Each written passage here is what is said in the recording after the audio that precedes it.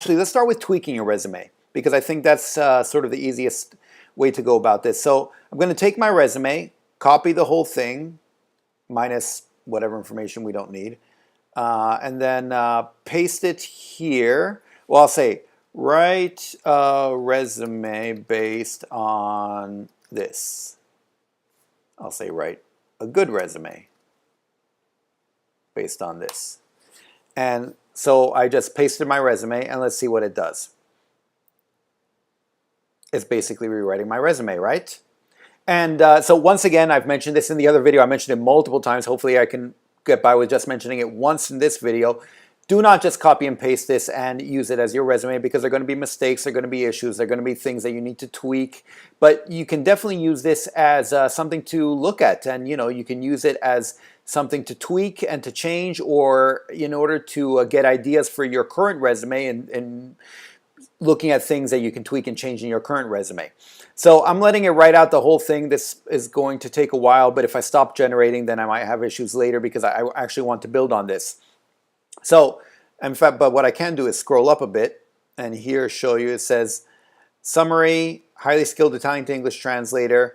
And well, I'm searching, I am an Italian to English translator. I want to see, did I have that in my original? Oh yeah, Italian to English translator, okay, yeah. So I want to tweak this. Hopefully it should be done soon because now we're down to the publications. And don't worry, I won't make it go through the whole next one. I just want to give you an idea as to what you can do. Okay, now make it a resume for a financial translation job. And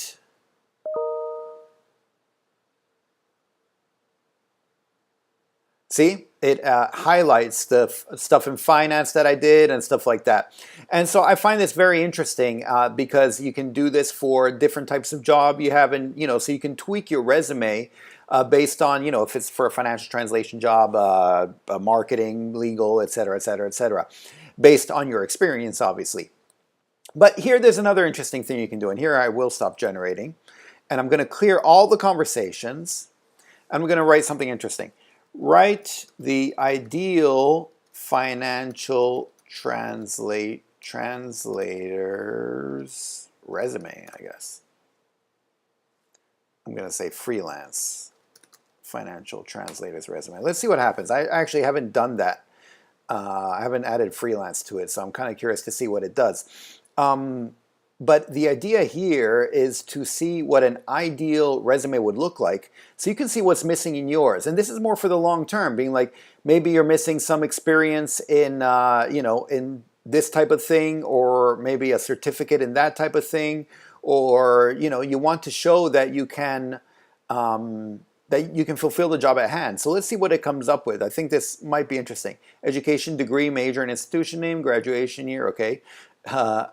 Basically, all of this is in brackets because it's based on nothing. But right away, you see, it's good to have a degree and to have relevant courses or certifications. Do you have any of those in your specialization? If not, maybe you can look some up and see if you can get any. Here, number of years experience translating financial documents, including balance sheets, income statements, financial reports. Well, have I been doing that? Well, let's see. I didn't even say what the source and target languages were. But proficient using CAT tools. Am I proficient? Maybe I should be looking into that. So this kind of gives you an idea as to what the ideal resume would be for this particular job. And so I found this quite interesting because you can kind of get an idea as to what you might be missing in your resume and what you can add to it. Obviously, in the long term, you're not going to add a new certification in a weekend, and you're not going to become proficient in CAT tools in a weekend, but in a few months maybe, or 6 months or a year even, something like that. This is your career, so you should be taking it seriously. And I think this is a good way to get an idea as to what could help out. Now, I didn't give it any information, as you can see, so everything is in brackets here.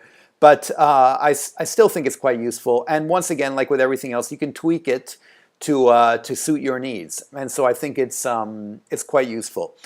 So once again, here's a way that AI and ChatGPT more specifically can be very useful for you in terms of your CV as a freelance translator. Hopefully you can find it useful. Hopefully it helps out. Otherwise, I'll talk to you next time. Okay, thanks, bye, and savedum.